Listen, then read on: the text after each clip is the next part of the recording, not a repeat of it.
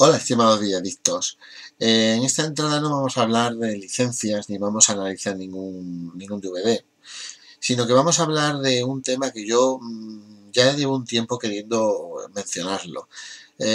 Bueno, es un tema que conozco profundamente, ya que bueno, participé en el movimiento. Supongo que bueno, todos habréis visto que no soy una persona excesivamente joven, sino que ya rondo. Estoy dentro de la franja de los 35-40, o sea, ya puedo considerarme una tercera edad joven. Por lo tanto, pues sí que es cierto que hubo una época en la que el público friki hacía pues cosas, realizaba proyectos que desafortunadamente hoy en día con el internet, por ejemplo, y con la banda ancha, pues resulta prácticamente, no digo inviable, sino poco atractivo a hacer. Uno de los temas que bueno, más redunda en lo que es en el público friki es el tema del fansub, ¿vale? El fansub en España ha tenido una trayectoria bastante corta, pero muy intensa. Eh, ¿Por qué digo que es corta? Porque aunque pueda parecer que realmente ha pasado mucho tiempo, realmente el movimiento del fansub surgió aproximadamente sobre el año 1995, y digo aproximadamente porque bueno, estábamos hablando de una época en la que las conexiones de internet eran muy escasas, no estaba popularizado, no estaba estandarizado como un servicio habitual para quien tuviera un ordenador en casa. Entonces, la llegada de información nos llegaba pues gracias a través de revistas, de aficionados, de revistas amateurs, más allá de la época de Dokkan, de Minami. Antes existían pues una serie de revistas creadas por aficionados que bueno, que se imprimían en imprentas y se distribuían pues en jornadas, en quedadas, etcétera. Y ahí pues era el cambio de el trasvase de noticias, cuando te enterabas de las novedades del mercado del manga y el anime en Japón. Y además con varios meses de con varios meses de retraso, ya que bueno, no era una información muchas veces muy fidedigna y otras veces pues era muy, como decirlo, muy atrasada. Por eso vamos a hablar de unos rangos de una época en la que bueno, las fechas bailan un poco porque no existe un calendario exacto para poder definir este movimiento empezó en tal fecha o este otro en tal otra. Bien, más o menos determino que el género fansub empezó en 1995, ya que más o menos era la época en la que yo empezaba la carrera y es cuando se empezaron a hablar de lo que era el fansub. Nadie sabía lo que era un fansub. Sí que el fansub es una contracción de dos palabras, o sea, es una reunión de dos palabras, fan y club y sub, que es sub de subtitulado, por lo tanto se podría definir desde un principio como un subtitulado de aficionado, ¿vale? Esto es realmente el significado de fansub, pero antiguamente, y hablo de estas fechas, los medios tecnológicos que había para hacer esto eh, hacía que pocas personas pudieran subtitular un anime, por varios motivos. Primero, al no existir banda ancha y ni siquiera existir fuentes de vídeo digital, o sea, un episodio en formato AVI, no existía, ¿vale? Teníamos que depender de los formatos de home video internacionales, principalmente las ediciones chinas y japonesas en formato Laserdisc, por ejemplo, o en formato VHS. Primero había que conseguir este material, que normalmente era un material caro, porque bueno, había varios intermediarios que te traían el producto a España y todo iba encareciendo un poco el producto. Después necesitabas un hardware especial para poder conectar a tu ordenador y poder hacer subtitulado. ¿Qué necesitabas? Primero una tarjeta gráfica con salida de televisión, eh, o bien que soportara un color particular. Después hablaremos un poquitillo de esto, o bien un hardware especial que era una tarjeta gráfica que se denominaba Hemlock. Esta tarjeta gráfica lo que hacía era poner la pantalla del monitor de un color, normalmente era un rosa brillante o un verde, y ese color significaba transparente. De tal forma que después otro programa en paralelo iba colocando el subtítulo en esta pantalla, y por otro lado teníamos la fuente de imagen del anime en sí. Entonces, al mezclar las dos imágenes, se superponía el anime sobre el fondo rosa. El fondo rosa se hacía transparente y lo único que se veía encima de la imagen del anime era lo que no era transparente. ¿Y qué era? Lo que no era rosa. ¿Y qué era esto? Pues el subtítulo. De ahí, pues obteníamos la imagen subtitulada y la pasábamos a un VHS. Porque bueno, tampoco era la época todavía ni siquiera del video CD. Bien, pues más o menos en estas fechas era cuando se empezaba a generar este tipo de movimientos. Lamentablemente, una tarjeta Hemlock en esa época costaba cerca de 100.000 pesetas, unos 600 euros hoy en día. Por lo tanto, era algo que no estaba al alcance de cualquier aficionado, de cualquier friki o de alguien que no tuviera un trabajo. Afortunadamente para el sector, hubo un pionero en Madrid que adquirió un seudónimo de Doc Ego y fundó lo que fue el primer fansub español. Se denominaba este fansub Ego Films. Bueno, existe mucha leyenda negra acerca de este fansub, ya que, bueno, empezó siendo un fansub por y para aficionados y después se expandió hasta tal punto que se vendía en librerías especializadas. En Norma Comics, por ejemplo, se vendían sus cintas de fansub. Era una época un poco convulsa porque había gente que criticaba, decía bueno, había negociado con las librerías especializadas, pues la venta masiva de cintas de vídeo se estaba haciendo de oro, cosas así. Realmente son cosas que la gente decía, pero no se sabía si era cierto o no. Lo que es cierto es que fue una época en la que se pudo encontrar mucho fansub muchos títulos de este fansub en tiendas, ya sea de forma lícita o ilícita dentro de lo que es la ilegalidad del fansub o la legalidad del fansub. Además, este fansub se caracterizó porque, bueno, lo hacía a través de subtitulado tradicional, como hacían los americanos, con una tarjeta Genlock. Y tenía una selección de episodios, de títulos bastante prometedores. De hecho, los primeros títulos que subtituló Ego Films fueron, pues, la famosa Momonoke Hime, la princesa Mononoke, y la película de X de Clamp. Posteriormente ya se estandarizó por toda España gracias a el fansubtitulado de la película Evangelion, The Advance Rebirth y The End of Evangelion. Todos estos títulos venían cada una en una cinta con su portada, una portada casera, y hay que decir que se vendían al precio de una cinta normal, oficial de España. La encontrabas en Norma Comics, y yo hablo de Norma Comics porque era donde realmente vi este producto, aparte de que se podía adquirir por email directamente al fansub.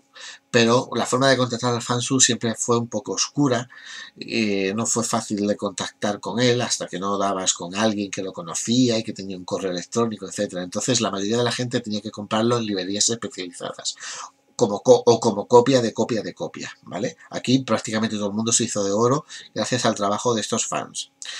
Hay que decir que también sus títulos se pudieron ver en salones de manga, no muy oficiales, como el Salón Manga de Barcelona, a modo de proyección. Por ejemplo, pudo verse en las Chivijornadas de Marbella, que fueron una de las primeras jornadas en plan amateur, que organizó, pues, Alessandra Murat, alias Chisai, por internet. No sé si la conocéis, pero bueno, ha sido la traductora del manga de Marmalade Boy, La familia crece, por Planeta Agostini, y también ha traducido diversas series de Arai Multimedia, como por ejemplo Doremi, ha traducido episodios de One Piece, ha traducido Marmalade Boy, por ejemplo, Yat. O sea, es una persona, pues, que empezó siendo una aficionada y ha consiguió crear estas jornadas. Y bueno, en estas jornadas se emitía, pues en las películas de Ego Films. Era un aliciente, una proyección en versión original subtitulada al castellano, cuando antes era todo en japonés puro y nadie se enteraba de nada. O si tenías suerte de conseguir un vídeo en japonés subtitulado al chino, que fue, por ejemplo, mi primera incursión en el mundo fansub, un episodio de DNA 2 en japonés subtitulado al chino, que era una copia de una copia de una copia, es decir, que se veía fatal en el vídeo, pero era la primera animación inédita que yo vi y por lo tanto fue bastante impactante. Era una época en la que pensaba que no se podía conseguir el anime como ahora. Tenías que depender de conocer a alguien que tuviera contactos, que te pudiera traer algo o tuviera alguna cinta copiada de otra y te hiciera una copia de esa cinta. O sea, era todo un poco, había que buscarse la vida. Pues bien, se me ha olvidado comentar que Ego Films también fue el artífice de un subtitulado muy bueno, de una licencia que desafortunadamente no llegó a España, pero fue una película muy interesante y la cual yo guardo gratos recuerdos, y que es la de Shin Kimaure Orange Road, ¿vale? La última película de Kimaure, que bueno, no compartía diseños de Akemi Takada, etcétera, pero bueno, sí que tenía una banda sonora increíble y fue una película bastante memorable. Bien, estamos hablando de una época, como ya he dicho antes, aproximadamente 1995, fue popularizándose, sí que fue editando pues OVAs, me parece que salieron algunas cintas de Gundam Wing, etcétera. Pero es difícil saber exactamente todos los títulos que editó este fansub. Después, un par de años después, 2 o 3 años, en Barcelona surgió un movimiento parecido a través de un fansub que se denominaba Vortex Studio.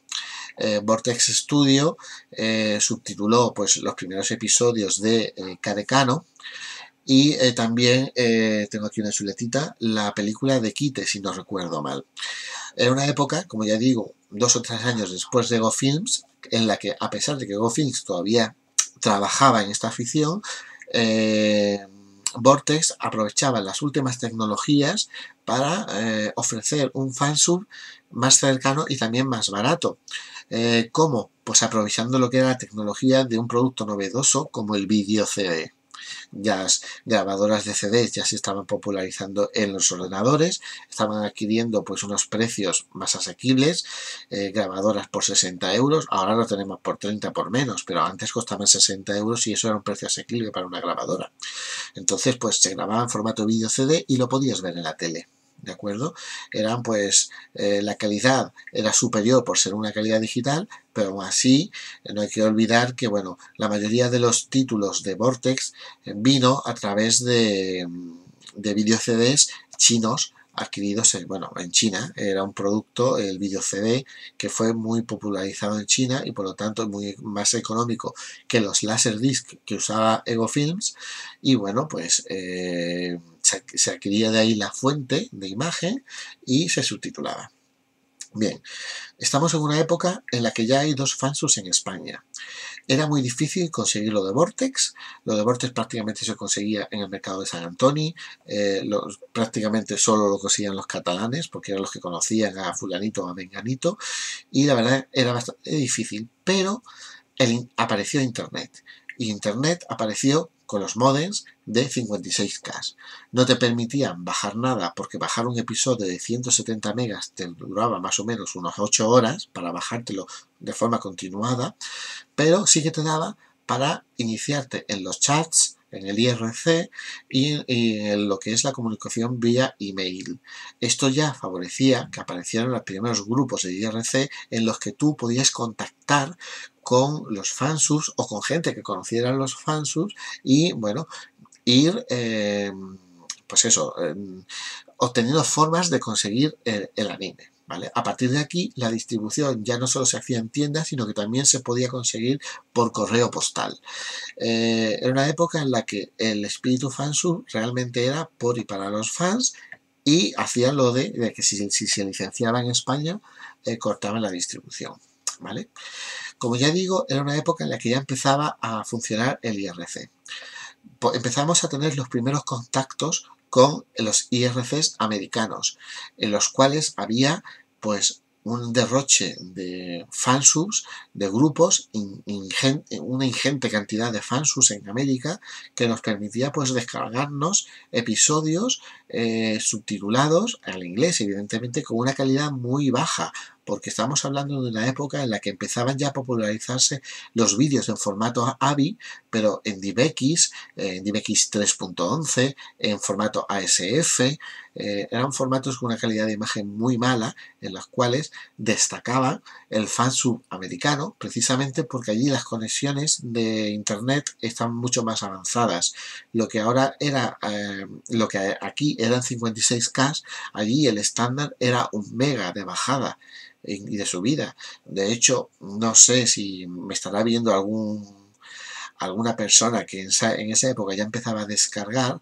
Había grandes servidores de aficionados que habían aprovechado el servidor de sus universidades para ofrecer unos servidores de descarga de anime subtitulado, pues con una velocidad inaudita para aquellos tiempos, al menos para ellos. Para nosotros seguíamos en 56K.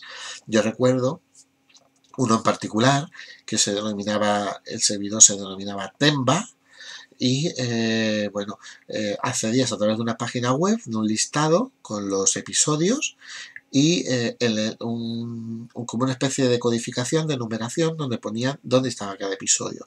Tú después te ibas al IRC, te metías en el Temba, a través de unos códigos de un servidor, hacías un listado y podías hacer un get episodio. Entonces te metías en un slot y cuando te tocaba tu turno empezaba a bajarse el episodio. Evidentemente se bajaba al máximo de tu velocidad. Con 56K, pues no recuerdo si eran 6K por segundo lo que se bajaba, más o menos. Ahora mismo lo estoy diciendo de memoria.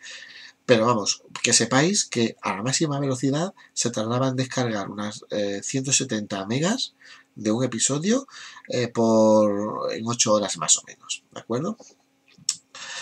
Bien, estamos en un punto en el que el fansub tradicional en España empieza un poco a dejarse de lado. Y aparecen lo que se denominaron los bootlegs. Los bootlegs que eran, no solo eran los propios fansubs, sino eran gente con una capacidad de acumulación, de coleccionismo inaudita. Podíamos encontrar gente que tenía absolutamente todos los animes que se habían emitido en España grabados en cinta. Colecciones ingentes de gente que tenía 2000 cintas, 5000 cintas, y evidentemente ofrecían por internet un servicio de copia de estas cintas a un precio pues bastante irrisorio. Normalmente pues 6 euros, lo que eran 1000 pesetas, por una cinta de 3 horas, o 1500 una cinta de 4 horas llena de todo el anime que tú quisieras. Te pasaban sus listados y tú podías solicitar lo que quisieras.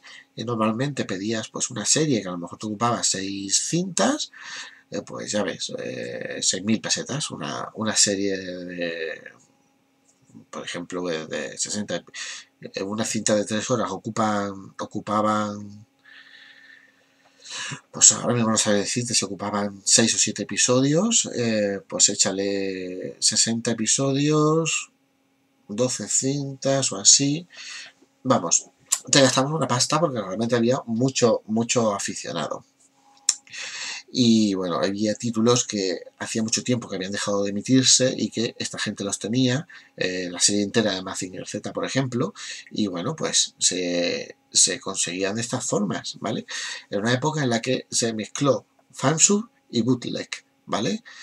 También una época en la que prácticamente no se podía descargar anime, cuando se podía descargar se descargaba a velocidades irrisorias, subtitulado al inglés, y por lo tanto no había nada de lo que se había emitido aquí en la época dorada del anime. Estamos hablando ya de, pues a lo mejor, pues 1997, entre 1997 y 2002-2003. Fue una época de transición en la que los fansubs tradicionales empezaron a convertirse en bootlegs, a dejar de subtitular, porque bueno, ya habían perdido una cuota de mercado, ¿vale? Aparecieron los bootlegs y después de los bootlegs empezó la era de lo digital. Hubo una época entre esta que he comentado, 1997-2003 aproximadamente, en la que la capacidad de compresión, los nuevos códecs gráficos, el DivX 5, el XVID, el Matrushka, por ejemplo, empezaron a salir y, bueno, permitían resoluciones más grandes. Ya no estábamos hablando de 320 por 240, sino que podíamos llegar a 520, a 640 por 480. Es una calidad increíble para la época. Pues bien, surgieron pues estos bootlegs, se digitalizaron, empezaron a ofrecer también sus productos en formato disco, aparte de en cinta, porque el VHS seguía distribuyéndose y teniendo bastante implantación en España, y empezaron a salir los primeros fansub digitales. Aquí hay mucha leyenda negra, pero yo os voy a decir tal y lo que pasó, ¿vale? En principio, los fansubs tenían nombres extraños. Cada uno le ponía el nombre que quisiera. Pero llegó a España una serie de aficionados que dijeron, bueno, ¿cómo vamos a definir nuestro fansub? Nuestro primer fansub digital.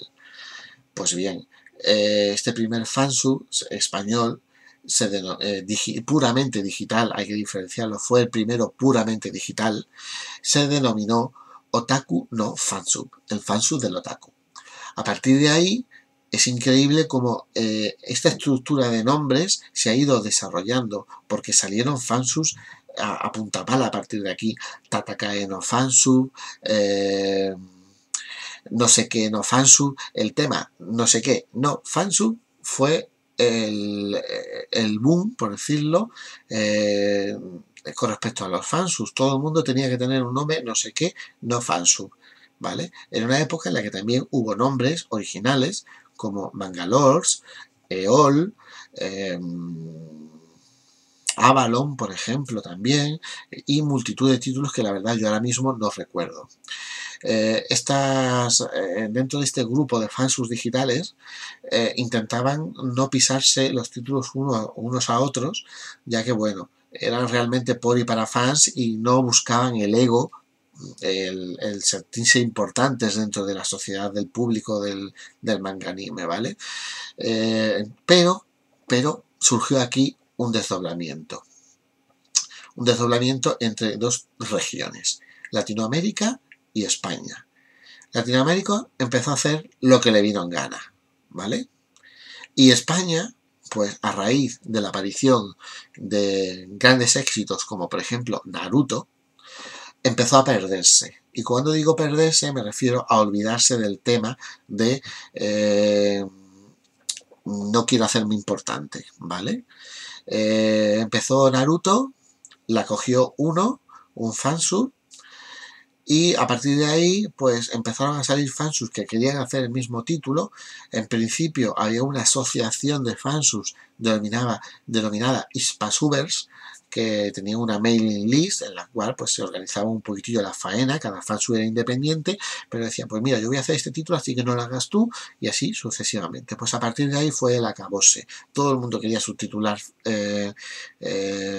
Naruto, todo el mundo quería incrementar sus huevos para que todo el mundo los reconociera como si fueran los máximos, los mejores del mundo, y a partir de aquí se empezó a olvidar un poco el tema de lo que es el por y para fans, ¿vale? Empezó a aprovecharse los salones y las jornadas para vender fansub en digital, en analógico también, y bueno, fue ya un poco una amalgama de sucesos que fue reduciendo la calidad en general de lo que son los títulos y la calidad del fansub. Todo el mundo montaba un fansub, subtitulaba la mayoría del inglés, ¿vale? A partir de estos episodios que se bajaban por IRC, y bueno, pues sí que empezaron a innovar un poco con el tema de karaoke en el opening, efectos de vídeo para hacer un opening que no pareciera japonés, sino que estuviera completamente localizado. Sí que hay ciertas cosas que mejoró el aspecto del fansub, pero otra parte fue ahí donde realmente se perdió el espíritu del fansub. Es una pena, porque bueno, esos niñatos que en su día hicieron este tipo de malos actos, por decirlo de alguna manera, Hoy en día pues seguramente ya ni se acuerdan, pero han dejado desvirtuado el fansub y haciendo que las distribuidoras tengan una mala opinión de ellos, ya que al principio las propias distribuidoras, aun conscientes de estos fansubs, realmente no les preocupaba, ya que sabían que podían contar con ellos a la hora de cancelar títulos. De hecho, yo puedo hablar del primer fansub de Otaku no Fansub. Principalmente se caracterizó porque tuvo una especial dedicación con Kodomo no Mocha y las películas de Card Captor Sakura, pero también empezó a licenciar varios títulos, como por ejemplo, licenciar no, a subtitular varios títulos como Angel Sanctuary y Saiyuki, la primera serie de televisión, ambas pues licenciadas posteriormente por Yonu Media y Selectavision. Pues bien, en cuanto salió el anuncio de la licencia, se cortó no solo la subtitulación de episodios, sino también la distribución de los episodios antiguos. Salvo que alguien ajeno al fansub quisiera hacerte una copia de sus archivos, no ibas a encontrar de ninguna forma estos episodios. Como tampoco se vendían en tiendas, pues la distribución se paraba por completo. Así es como se debería haber actuado desde siempre. Lamentablemente, pues eso ahora no ha sido así y ha hecho que mucha gente se acostumbre a simplemente ver el fansub y olvidar que el fansub no era más que un medio para conocer un título y para que los aficionados vieran un anime que no se podía encontrar de otra manera en España. Pues esa es la historia un poquillo del fansub. El último tramo de 1997 a 2003 lo he simplificado un poquitillo, ya que bueno, podíamos haber hablado de fansubs que formaban parte de asociaciones, leyendas negras de cada fansub. Sí que es cierto que antiguamente Anime Info, www.animenfo.com, tenía una sección en la que tú podías registrar el fansub y ver los títulos y los episodios que había subtitulado. Era como una especie de guía para saber qué podías hacer o qué no, ¿vale? Entonces, pues lamentablemente hoy en día me parece que esa página ha eliminado esa sección porque la estuve buscando el otro día y no la encontré. Y bueno, es una pena que la mayoría de los fansubs, estos que menciono, Otaku no Fansub, que no es el Otaku no Fansub Karai, que es un fansub italiano, sino que es el primer Otaku no Fansub. Podréis encontrar seguramente en Anisubs, si no recuerdo mal, o Anime Subs, una página donde se subían subtítulos de anime, los scripts de, por ejemplo, los episodios de Kodocha de Otaku no Fansub, la versión en español, ¿vale? Que sepáis que era el fansub original, no es el italiano. Pues bien, estos fansubs, que ya me enrollo y se me va el hilo, pertenecieron a asociaciones, tuvieron mucho movimiento de títulos, realmente no les importaba subtitular uno u otro, si les gustaba un conjunto de 5 títulos, pues si había otro fansub que lo estaba haciendo uno de ellos, o 2 de ellos, o 3 de ellos, pues te ponías a hacer el resto, no pasaba nada.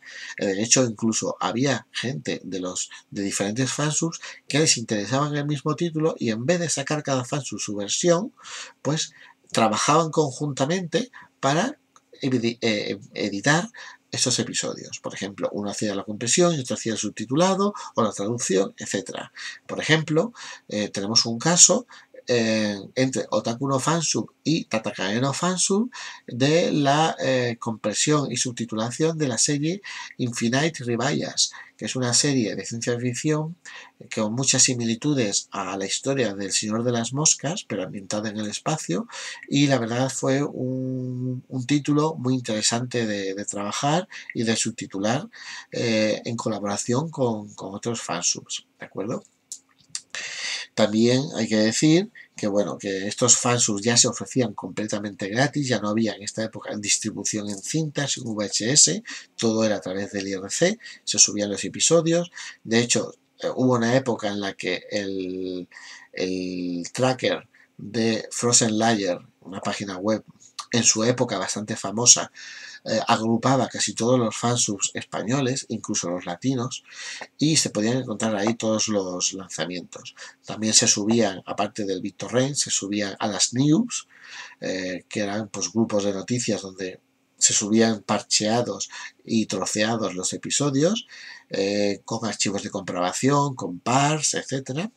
Y bueno, pues fue una época bastante bonita en el aspecto de que había ya una interacción bastante buena entre lo que es el simple espectador y el trabajador del fansub, ¿vale? Se aceptaban sugerencias, había bastante comunicación, siempre había los típicos trolls encargados de dar por saco con diversos temas. Había gente que siempre buscaba los lados negativos, pero después había también mucha gente que lo único que quería era ver anime subtitulado y apoyaban pues los fansubs, ¿de acuerdo? Lamentablemente, la mayoría, bueno, el grupo Hispasubers en su día, debido a estas diferencias de ver quién tenía los huevos más grandes, se disolvió, cada uno fue por su lado y hoy en día pues me parece que no quedan apenas fansubs de esa época que sean realmente destacables, o al menos yo los únicos que veo por internet son fansubs latinos, fansubs españoles seguro que quedan, pero bueno, yo no he visto o no los diferencio con respecto a los latinos. Bien, ¿a dónde quiero llegar con este vídeo? Pues es un poquitillo a deciros cómo estaba el mundillo del fansub antes. Ahora empieza una época muy interesante con respecto al fansub, porque ya no estamos hablando solo del fansub tradicional, del fansub de aficionados por y para fans, sino del fansub profesional. ¿Cuál es el fansub profesional? Es aquel realizado por empresas legalmente constituidas, con trabajadores, que subtitula títulos y que incluso tiene la capacidad de ofrecerlos de forma gratuita por internet. Estamos hablando de grandes empresas como por ejemplo Crunchyroll, que todos las conocerán, AniJapan, y incluso pues distribuidoras y editoras de anime españolas que, bueno, de una u otra forma han intentado distribuir un poquitillo el anime en formato subtitulado. Por ejemplo, el canal Buzz tuvo una época en la que emitía tanto anime doblado como anime subtitulado, incluso con efectos de karaoke como los fansubs que podías encontrar por internet. Después también teníamos una empresa ya extinta o más bien fusionada en lo que ahora es Selectavisión, que se denominaba Dynamic SK, que llegó a sacar varios títulos, Utena, City Hunter e incluso Gunbuster. Y por ejemplo, Gunbuster se editó en VHS en versión original subtitulada directamente. Y si no recuerdo mal, había algunos títulos, no sabría decir si Utena o City Hunter o Shin Getter Robo, que tenía una cinta con 3 episodios y tenía también pues copia de estos episodios en versión original subtitulada o algo así. Realmente no, eso me lo han comentado, yo no lo he podido comprobar, ¿vale? Pero bueno, que sepáis que se han editado animes en versión original subtitulada. Gunbuster es un ejemplo. Después también, bueno, creo que con esto hemos abarcado las 3 fases, ¿vale? La tercera fase será la que estamos viviendo ahora, en la que prácticamente se subtitula casi todo lo que se emite en Japón, con unas subtitulaciones normalmente muy malas, traducidas del inglés o del japonés, pero debido a la imperiosa necesidad del ego de algunos fansubs de quererlo editar al mismo día o al día siguiente de haberse emitido en televisión en Japón, pues llevan unas traducciones horrendas, horrorosas, en las cuales no hace ni falta bajarse el episodio. No voy a hablar de nombres de episodios, de nombres de fansubs, porque realmente hay tantos que no sabía cuál decir cuál es el peor, pero la mayoría de los fansubs actualmente son latinos. Españoles ya no sé si existen o no existen. Fue una época muy bonita que ya pasó y ahora estamos viendo otra época en la que se augura una fuerte presencia de anime en versiones digitales directamente. Estamos en una época de crisis, las empresas apuestan poco por el anime, la televisión apuesta poco por el anime, pero si una cosa he aprendido en mis casi 40 años es que la sociedad siempre cae en la misma piedra. Es decir, tarde o temprano vamos a volver al ladrillo, vamos a volver a crecer y vamos a volver a estamparnos. Y cuando estemos en el punto de máximo crecimiento, volverán a salir empresas especializadas en animación japonesa, empezarán a emitirse otra vez canales producto de anime en televisión, volverán a surgir animes especializados en el ámbito digital, o sea, en lo que son las plataformas digitales y exclusivas de anime. Volverán a fracasar porque, bueno, los hábitos de consumo han cambiado, pero mientras tanto se volverá a licenciar mucho anime. Para esto todavía va a tardar bastante tiempo. Yo creo que vamos a tener unos 10 años de incertidumbre, ¿vale? En los que, bueno, ya llevamos, de esos 10 años ya llevamos 3 o 4, ¿de acuerdo? Sí que es cierto que empresas muy conocidas ahora como Selectavision posiblemente dentro de 10 años sigan estando, porque han demostrado capear bien el temporal y han demostrado seleccionar bien sus títulos y por lo tanto pues diversificarse un poco. Pero también habrá otras empresas que lamentablemente no estén, saldrán otras nuevas, por lo tanto yo solo quiero decir que no perdáis la esperanza. Si os gusta el manga y el anime, seguid viendo, seguid leyendo, apoyad el mercado español, porque eso sí, si no apoyáis, esto que yo os comento no va a volver a pasar, ¿de acuerdo?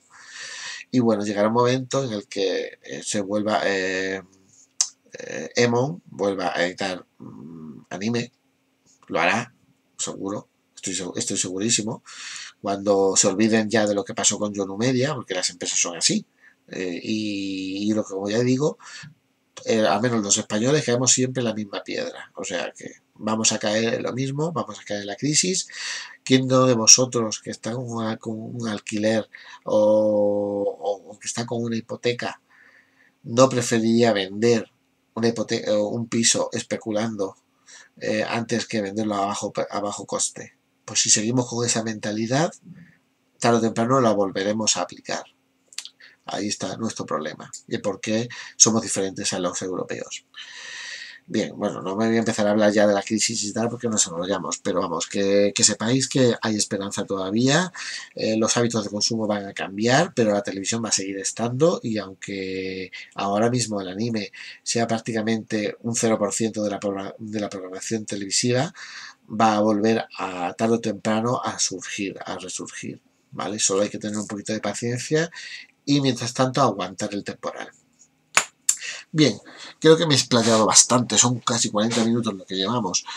Vamos a cortar aquí, ¿vale? Ya habéis hablado un poquitillo de los fansubs, a lo mejor os he informado de cosillas que no sabíais, de cómo funcionaba antes, y bueno, si se me ocurre algún otro tema de conversación, aparte de los análisis de OBD, pues pondremos otra entradita y lo veremos. Hasta entonces, me despido de vosotros, ¿vale? Esperemos que lo paséis bien con nuestro canal. Os recuerdo, suscribiros a nuestro canal de YouTube, porque, bueno, hemos terminado un sorteo, vamos a realizar más sorteos en el futuro. También apuntaros y haceros fans de nuestra página web www.facebook.com/animelicenciado y bueno, también tenéis nuestra página web de información de licencias en www.animelicenciado.com.